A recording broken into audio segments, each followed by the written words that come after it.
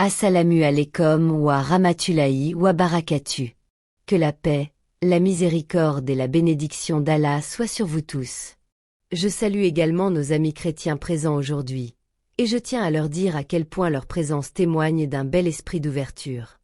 Je m'appelle Aïcha, étudiante en sciences religieuses et passionnée par le dialogue interconfessionnel. C'est pour moi un honneur immense de m'adresser à Dr Akirnek, que beaucoup d'entre nous connaissent pour sa connaissance profonde du Coran et de la Bible, et surtout pour sa manière de faire dialoguer les religions avec sagesse. Docteur, ma question est simple, mais elle me touche profondément, car elle revient souvent dans les discussions entre musulmans, chrétiens et juifs. Que disent les prophéties du Coran sur Israël? Le Coran parle-t-il du rôle spirituel ou politique d'Israël? Et comment devons-nous comprendre ces versets dans le contexte d'aujourd'hui? Bismillahirrahmanirrahim.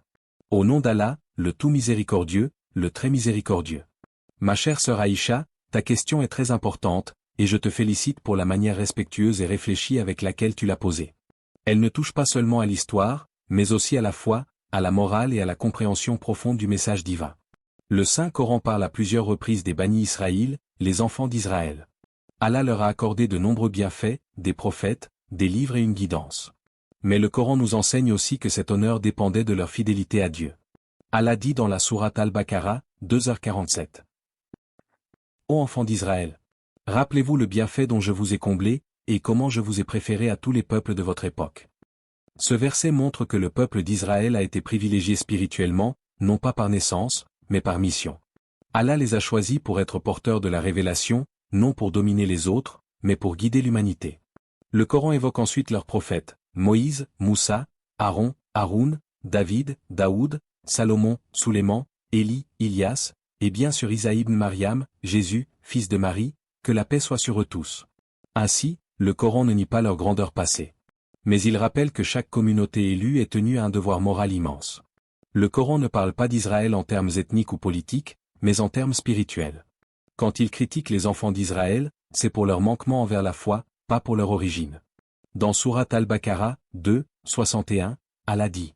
Et ils s'attirèrent la colère d'Allah, parce qu'ils mécrurent aux signes d'Allah et tuèrent injustement les prophètes. Cette phrase n'est pas une condamnation éternelle, mais un avertissement moral universel. Tout peuple, musulman ou non, qui s'éloigne de la justice et de la foi sincère, s'expose à la même conséquence. Venons maintenant à la partie prophétique de ta question, ma sœur. Le passage le plus clair du Coran sur ce sujet se trouve dans la sourate Al-Isra, 17, 4-8. Et nous avions décrété pour les enfants d'Israël dans le livre, vous commettrez 2 fois des désordres sur la terre, et vous montrez d'un grand orgueil. Al-Isra 17h4. Et lorsque vint la promesse du premier des deux, nous envoyâmes contre vous des serviteurs à nous, doués d'une grande puissance, ils pénétrèrent dans vos demeures, et ce fut une promesse accomplie. 17h5. Ensuite, nous vous donnâmes de nouveau le dessus sur eux. Nous renforçâmes vos biens et vos enfants, et nous fîmes de vous un peuple plus nombreux. 17h6. Si vous faites le bien, vous faites le bien pour vous-même, et si vous faites le mal, vous le faites contre vous-même. Puis, lorsque vint la promesse de la seconde fois, nous envoyâmes contre vous des serviteurs qui vous infligeront une grande défaite, et ils entreront dans la mosquée comme ils y étaient entrés la première fois. 17h7. Ces versets décrivent 2 périodes. 2 moments de corruption morale et de désobéissance, et 2 châtiments divins, exécutés par d'autres peuples. Les savants du tafsir, l'exégèse, expliquent que la première promesse fait référence à la destruction du temple par les Babyloniens, menée par Nabuchodonosor, après les fautes et l'arrogance des Israélites. La seconde promesse pourrait correspondre à la destruction du temple par les Romains sous Titus, après le rejet de plusieurs prophètes, dont Jésus ou paix sur lui. Mais certains exégètes contemporains, tout en restant prudents, disent que ces versets peuvent aussi préfigurer des événements futurs, liés à la fin des temps.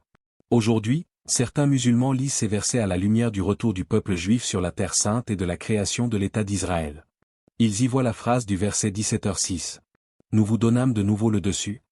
Comme une prophétie sur le renouveau de leur puissance temporaire, avant la réalisation de la promesse finale, 17h7, où la justice divine s'accomplira à nouveau. Mais attention, cela ne justifie aucune ennemie violence, car le Coran n'appelle pas à la vengeance, mais à la réflexion spirituelle. Le message est clair, la puissance sans foi n'est qu'une illusion passagère. Le Coran ne nous raconte pas l'histoire d'Israël pour blâmer un peuple, mais pour éduquer l'humanité. Allah dit, « Si vous faites le bien, c'est à vous-même que vous faites du bien, et si vous faites le mal, c'est contre vous-même. 17h07. Chaque fois qu'une communauté, qu'elle soit musulmane, chrétienne ou juive, trahit la justice et la vérité, elle s'éloigne de la bénédiction d'Allah. C'est un miroir spirituel. Israël a chuté par orgueil et injustice. Les musulmans peuvent chuter de la même manière s'ils oublient leurs valeurs.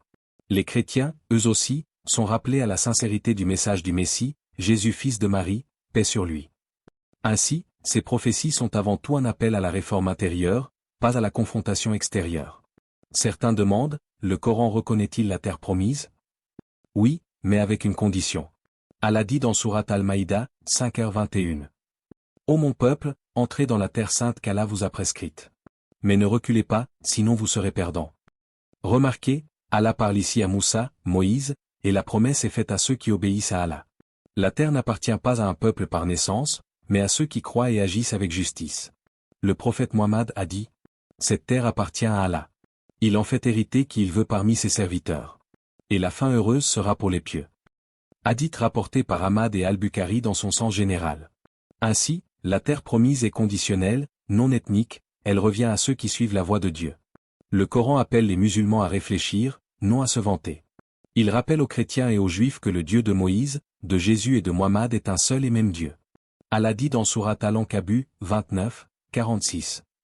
Et ne discutez avec les gens du livre que de la meilleure manière, sauf avec ceux d'entre eux qui sont injustes, et dites, nous croyons à ce qui a été révélé pour nous et à ce qui vous a été révélé, notre Dieu et votre Dieu est un, et c'est à lui que nous nous soumettons. Voilà le cœur du dialogue interreligieux, non pas imposer sa foi, mais faire briller la vérité commune dans le respect et la raison. Mes chers frères et sœurs, mes amis chrétiens, souvenons-nous que le Coran n'est pas un livre d'histoire, mais un livre de guidance. Les prophéties sur Israël sont des avertissements adressés à l'humanité entière. Quand la foi s'affaiblit, la corruption s'installe. Quand l'orgueil remplace la gratitude, la bénédiction disparaît. Et quand la puissance se détache de la justice, elle s'effondre. Mais la miséricorde d'Allah demeure ouverte à tous. Israël peut revenir à Dieu, les musulmans peuvent se purifier, et les chrétiens peuvent se rapprocher de la vérité du message originel du Messie, fils de Marie, paix sur lui. Voilà le message du Coran, l'unité dans la soumission à Dieu, et non la division dans la rivalité. Lorsque nous poursuivons cette réflexion, mes frères et sœurs, il est essentiel de comprendre que le Coran ne se limite pas à décrire le passé du peuple d'Israël, il nous parle également de leur avenir, et plus encore, de la façon dont cet avenir s'inscrit dans le destin spirituel de l'humanité tout. Les prophéties du Coran à propos d'Israël ne sont pas seulement des récits historiques, ce sont des signes, des avertissements, des clés pour comprendre les cycles de la foi et de la décadence. Allah, dans sa sagesse, utilise l'histoire des enfants d'Israël comme un miroir dans lequel toutes les nations, y compris la communauté musulmane, peuvent se voir. Revenons au passage de la sourate Al-Isra, 17, 4-8, que nous avons abordé. Le texte parle de deux grandes corruptions et de deux châtiments. Certains savants, comme Ibn Kathir ou Al-Qurtubi, les ont reliés à des événements du passé, la destruction du temple de Jérusalem par les Babyloniens et plus tard par les Romains. Mais d'autres commentateurs ont observé que ces versets contiennent aussi une dimension eschatologique, c'est-à-dire liée à la fin des temps. Le verset 17h6 dit « Ensuite nous vous donnâmes de nouveau le dessus sur eux ». Ce retour de puissance est vu par certains comme une prophétie sur la résurgence du peuple juif sur la terre de Palestine, un phénomène que nous voyons aujourd'hui. Allah dit ensuite « Puis, lorsque vint la promesse de la seconde fois, nous envoyâmes contre vous des serviteurs à nous. » Ce passage pourrait annoncer qu'à la fin des temps, après une période d'arrogance et d'injustice, un autre peuple, guidé par la foi, ramènera la justice dans cette région. Cependant, il faut comprendre que le Coran ne désigne pas ce peuple par une appartenance ethnique ou politique, mais par la foi et la droiture. Ce ne sont pas des Arabes contre des Juifs, ni des musulmans contre des chrétiens, c'est la confrontation éternelle entre la vérité et le mensonge, entre la justice et l'injustice. Dans plusieurs hadiths authentiques, le prophète Mohammed a parlé de la situation du monde avant la venue de Isa ibn Maryam, Jésus, fils de Marie. Il a dit « L'heure ne viendra pas tant que les musulmans ne combattront pas les Juifs, et que la pierre derrière laquelle un Juif se cachera ne dira pas, ô serviteur d'Allah, voici un Juif derrière moi, viens le tuer. » Rapporté par Muslim, hadith sur les signes de la fin des temps. Ce hadith ne doit jamais être interprété comme un appel à la haine, mais comme une prophétie sur un conflit final entre le bien et le mal. Dans ce contexte, les Juifs mentionnés ne désignent pas un peuple entier, mais ceux qui soutiendront le système d'injustice et d'oppression représenté par le Dajjal, l'Antéchrist.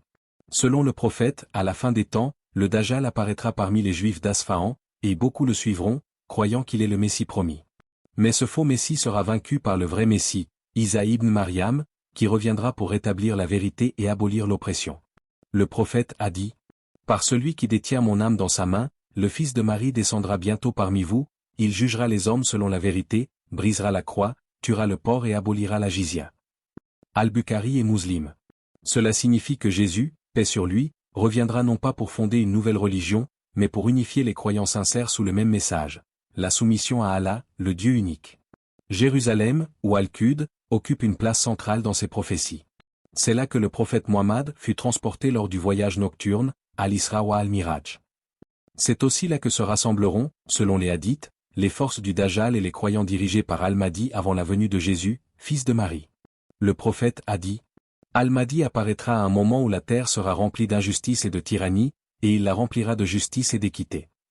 Musnad Ahmad. Beaucoup de signes actuels rappellent ces descriptions. Les guerres, les divisions religieuses, la course au pouvoir, la confusion morale, et la montée de l'arrogance dans plusieurs nations. Tout cela correspond aux signes mineurs qui précèdent les grands signes de l'heure. Israël, dans ce contexte, est le centre géographique où ces événements majeurs auront lieu. Mais le message du Coran reste le même. Ce n'est pas une terre ou un drapeau qui importe, mais qui agit selon la justice. La victoire n'est pas militaire, elle est spirituelle. Le Coran nous enseigne que le message révélé à Moussa, Moïse, à Isa, Jésus, et à Muhammad vient du même Dieu. C'est le fil de la prophétie, la chaîne de la guidance divine. Mais chaque fois que les hommes ont transformé la religion en un instrument de domination, Allah a envoyé un rappel, un prophète ou un signe pour les ramener vers la vérité.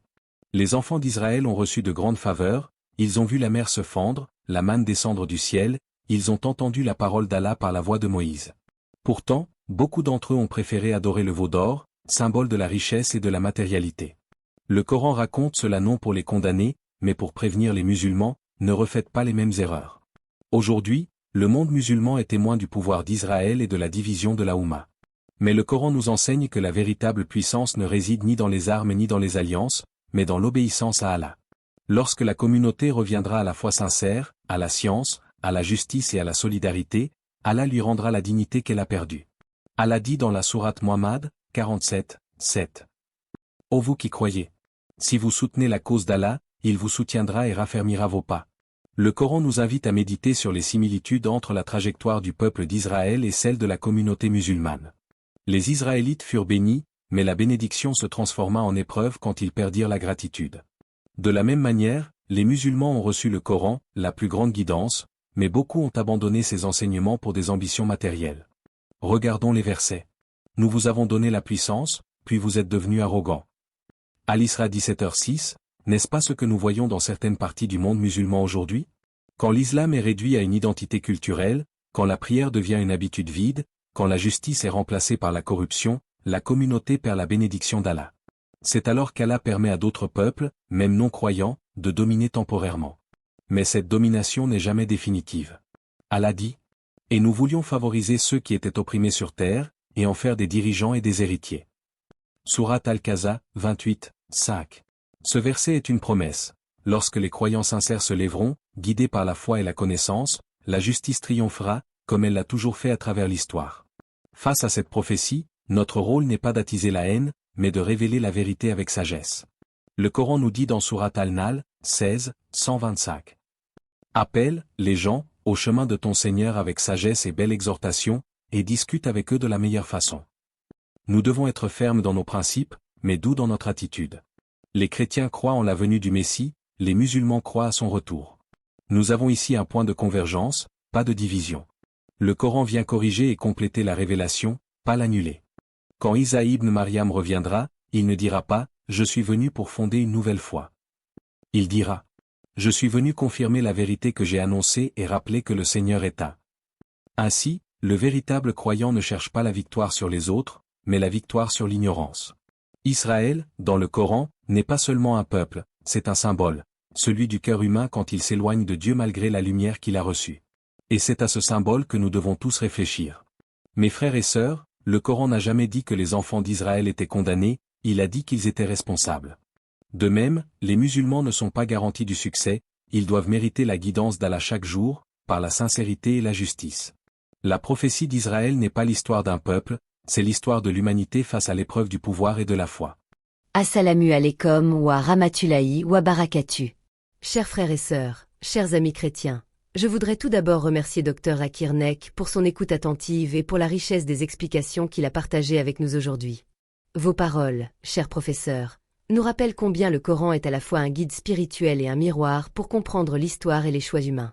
Vous nous avez montré, avec clarté et profondeur, comment les prophéties concernant Israël ne sont pas simplement des récits anciens, mais des leçons intemporelles sur la justice, la foi et la responsabilité.